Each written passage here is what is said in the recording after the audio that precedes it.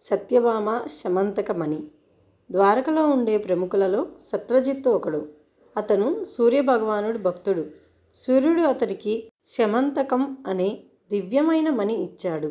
ఆ మణిని మెడలో ధరించి సత్రజిత్తు రెండవ సూర్యుడిలా వెలిగిపోతూ ఉండేవాడు.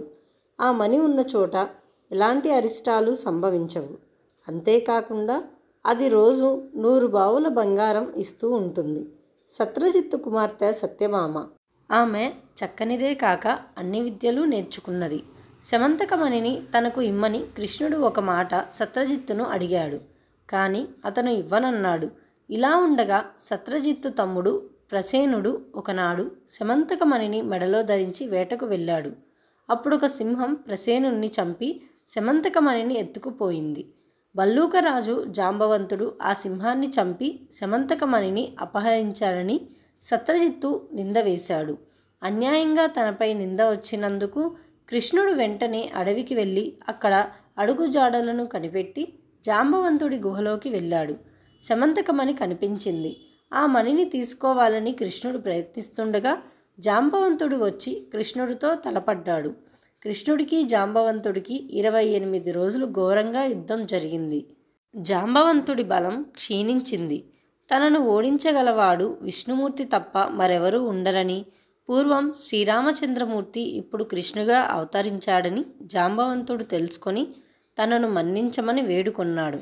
శమంతకమణితో పాటు తన కుమార్తె జాంబవతిని కూడా కృష్ణుడికి సమర్పించాడు. కృష్ణుడు మణిని జాంబవతిని తీసుకుని ద్వారకకు తిరిగి వచ్చి మణిని సత్రజిత్తుకు అప్పగించి తనపై నిష్కారణంగా వచ్చిన అపనిందను తొలగించుకున్నాడు.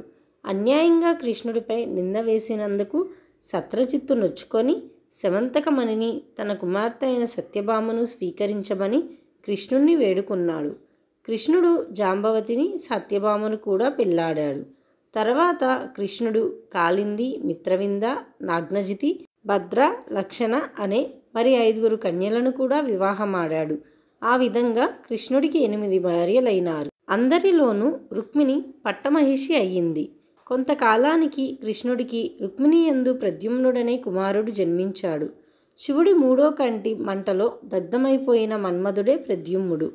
అతను తన మేనమామ కూతురు రుక్మవతిని పెళ్లాడాడు. ప్రద్యుమ్నుడికి రుక్మవతికి పుట్టినవాడే అనిరుద్ధుడు. ఉషా పరిణయం. బలిచక్రవర్తి కుమారుడు బాణుడు. అతను మహాబలవంతుడు, శివభక్తుడు. శివుణ్ణి మెప్పించి తన నగరమైన సోనాపురం ద్వారం వద్ద కాపలా ఉండేటట్లు చేస్తున్నాడు. బాణాసురుడి కుమార్తె ఉష. ఆమె చక్కని చుక్క. ఒకనాడు అనిరుద్ధుడు ఆమెకు కలలో కనిపించాడు. అప్పటి నుంచి ఉష అనిరుద్ధుణ్ణి ప్రేమిస్తూ వచ్చింది. చెలికత్తె అయిన చిత్రలేఖ ఓ రాత్రివేళ యోగబలంతో ఆకాశ మార్గాన ద్వారకకు వెళ్ళి నిద్రలో ఉన్న అనిరుద్ధుణ్ణి తెచ్చి ఉషాకన్య దగ్గర చేర్చింది. వారిద్దరూ ప్రేమతో రహస్యంగా గడుపుతున్నారు. అయితే ఈ విషయం బాణుడికి తెలిసిపోయింది. అతను అనిరుద్ధుణ్ణి నాగపాశాలతో బంధించి ఉంచాడు. ఇలా ఉండగా అక్కడ ద్వారకలో అనిరుద్ధుడి జాడ తెలియక అంతా ఆందోళన చెందారు. తర్వాత నారదుడి వల్ల అనిరుద్ధుడి సంగతి తెలుసుకొని కృష్ణుడు యాదవ వీరులతో సోనపురంపై దండెత్తి వచ్చారు. బాణాసురుడి బంటుగా ఉన్న శంకరుడికి కృష్ణుడికి గొప్ప యుద్ధం జరిగింది. కృష్ణుడు తన మాయతో శివుణ్ణి మోహంలో ముంచివేసి బాణాసురుణ్ణి ఓడించాడు. శంకరుడి ప్రార్థన మన్నించి బాణుడి 1000 చేతులు నరికివేసి చంపకుండా విడిచిపెట్టాడు. అప్పుడు బాణుడు అనిరుద్ధుణ్ణి బంధవిముక్తుణ్ణి కావించి ఉషను అతనికిచ్చి వైభవంగా వివాహం చేశాడు. నరకాసుర వధ. పూర్వం విష్ణుమూర్తి వరాహావతారం ఎత్తినప్పుడు భూదేవి వలన అతనికి ఒక కుమారుడు పుట్టాడు. వాడే నరకుడు. ప్రాగ్జ్యోతిషపురం అతని రాజధాని. నరకుడు రాక్షస ప్రవృత్తి కలవాడై దివ్యాస్త్రాలు శస్త్రాలు సంపాదించి మహాబాలాఢ్యుడై లోకాలను పీడించడం మొదలుపెట్టాడు. భూదేవి కూడా తన పుత్రుడి దుండగాలు భరించలేకపోయింది. నరకుడి నగరం చుట్టూ గిరిదుర్గం, జలదుర్గం, అగ్నిదుర్గం, వాయుదుర్గం అనే 4 దుర్గాలు ఉన్నాయి. అతన్ని జయించడం ఎవరికీ చేత కాలేదు. వరుణదేవుడి గొడుగు, అదితిదేవి కర్ణకుండలాలు, దేవతలకి నివాసమైన మేరుపర్వతంలోని మణిపర్వతం, వైజయంతి వనమాలిక, మొదలైనవి స్వాధీనం చేసుకున్నాడు నరకుడు. ఇంద్రుడు వచ్చి నరకుడు పెడుతున్న బాధలన్నీ చెప్పుకొని రక్షించమని వేడుకున్నాడు కృష్ణుణ్ణి. అప్పుడు కృష్ణుడు గరుడ వాహనం ఎక్కి నరకుడిపై యుద్ధానికి వెళ్ళాడు. సత్యభామ కూడా కృష్ణుడితో పాటు వెళ్ళింది. నరకుడు సుప్రతీకం అనే ఏనుగు ఎక్కి పెద్ద సైన్యంతో కృష్ణుణ్ణి ఎదిరించాడు. కృష్ణుడికి నరకుడికి భయంకరమైన యుద్ధం జరిగింది. ఈ పోరాటంలో సత్యభామ కూడా గొప్ప సాహసాన్ని ప్రదర్శిస్తూ కృష్ణుడికి సహాయపడింది. ధనస్సు పట్టుకొని నరకాసురుడితో పోరాడింది.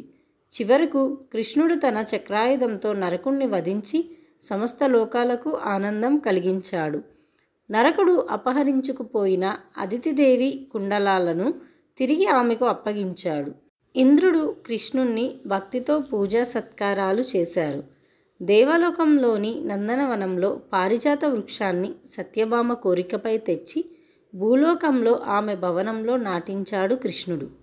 నరకుడి చెరలో ఉన్న 16,000 మంది రాజకన్యలను విడిపించి వారిని పెండ్లాడాడు కృష్ణుడు. మరొక వాసుదేవుడు. కరుల దేశాన్ని పాలిస్తున్న రాజు పౌండ్రకుడు. విష్ణుమూర్తి లాగానే అతనికి శంఖం, చక్రం మొదలైన చిహ్నాలున్నాయి. కొందరి దుష్టులు అతని చుట్టూ చేరి అతనే అస్సలు కృష్ణుడని ప్రచారం చేస్తూ వచ్చారు. అది నిజమేననుకొని పౌండ్రకుడు గర్వించాడు. పౌండ్రక వాసుదేవుడని పేరు పెట్టుకున్నాడు. ద్వారకకు ఒక దూతను పంపాడు. కృష్ణ, నీవు నా పేరు పెట్టుకొని తిరుగుతున్నావు. అసలు వాసుదేవుడను నేనే. నీవు శంఖ చక్రాది చిహ్నాలు తీసివేసి నేనే కృష్ణుడనని అంగీకరించు, లేకపోతే యుద్ధంలో నిన్ను సంహరిస్తాను అని వర్తమానం పంపాడు. అది విని కృష్ణుడు నవ్వుకున్నాడు. పౌండ్రక అసలు వాసుదేవుడెవరో యుద్ధభూమిలో తేల్చుకుందాం అని సమాధానం పంపాడు. పౌండ్రదేవునికి ఆగ్రహం వచ్చింది. తన స్నేహితుడైన కాశరాజు సహాయంతో పెద్ద సైన్యాన్ని తీసుకొని కృష్ణుడిపైకి యుద్ధానికి వచ్చాడు. కృష్ణుడు పౌండ్రకుణ్ణి అతని స్నేహితుడైన కాశరాజును సునాయాసంగా ఓడించి సంహరించాడు. ఆ విధంగా దుష్టులను శిక్షించాడు కృష్ణుడు.